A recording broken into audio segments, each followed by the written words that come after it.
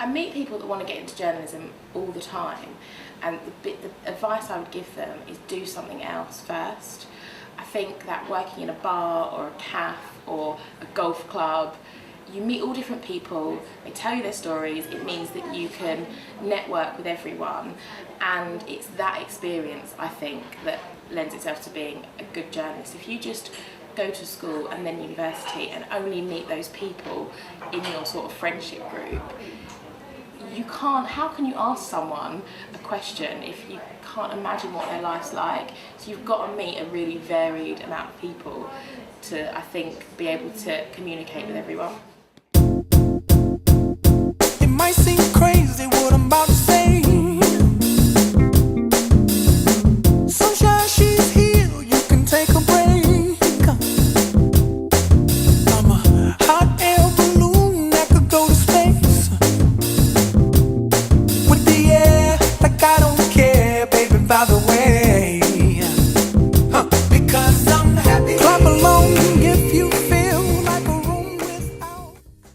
East Barnet was a really fun place to be in. It was very sociable and I had lots of friends. I've got really happy memories of the school, but also of classes, because I chose the subjects where you got to debate and you could debate with teachers and with your friends, and so that was the best bit about learning there for me.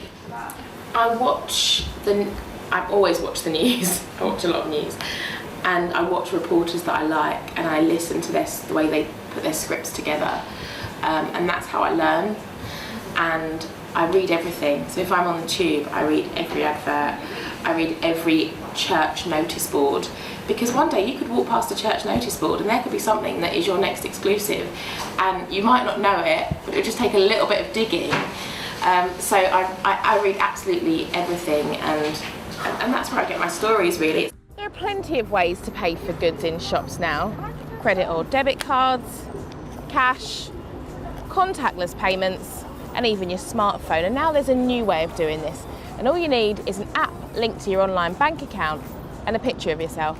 I might have got here more quickly. It was almost fluky that I've managed to get this job. I went for a trainee scheme where grades didn't really matter, but the people I work with are very clever. They worked really hard at school and they've been to the best universities. So if you can get those good grades as well, then you'll do much better at competing and are more likely. It can only help. Clap along if you feel like a room without a roof. Clap along if you feel like happiness is the truth. Clap along if you know what happiness is to you. Clap along if you feel like that's what you want to do. For me, success is knowing that your work makes you happy and doing a good job every day, and at the end of that day feeling completely satisfied with what you've done. It feels chaotic, and often you have to think about who to interview, so you might actually go on your way and be phoning them on the way hoping they're going to be in. So it usually consists of 1 or 2 interviews, maybe 3 interviews, and then building up a picture sequence. So that means doing the interview with your cameraman and then saying, right, okay, we need to make some telly, we need to get some shots. So if you're interviewing a mother, you might want to get her playing with her child.